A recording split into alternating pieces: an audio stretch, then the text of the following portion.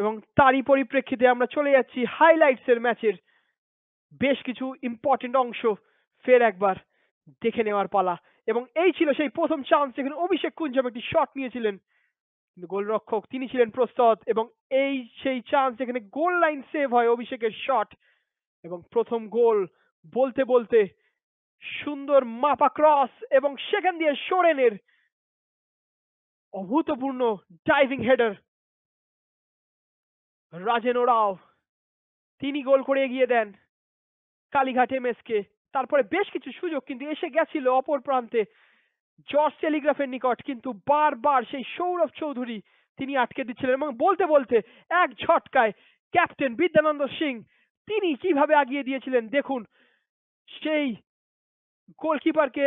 উল্টো প্রান্তে ফেলে বলটিকে নিয়ে গিয়ে সরাসরি জাল কাঁপিয়ে দেন বিদ্যানন্দ। এবং ঠিক এরপরেই শুরু হয়ে যায় দ্বিতীয় অর্ধের খেলা, যেখানে অভিষেক কুঞ্জম কিক অফ করে খেলা স্টার্ট করেন, এবং তারপরেই সেই মোমেন্ট যেখানে বিদ্যানন্দর আরেকটি চান্স এসে গেছিল, এবং এই ছিল রাজনের অসাধারণ একটি সেভ, এবং তারপরেই মনোজিৎ আদক সুপার সাব হয়ে ওঠেন এবং বাপায়ের জোরালো শটে জাল কাঁপিয়ে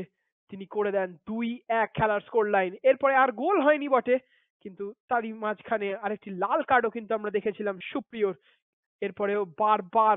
দুই দলই কিন্তু অ্যাটাকের পর অ্যাটাক করে চলেছিল, কিন্তু এই ছিল সেই মোমেন্ট অফ দ্য ম্যাচ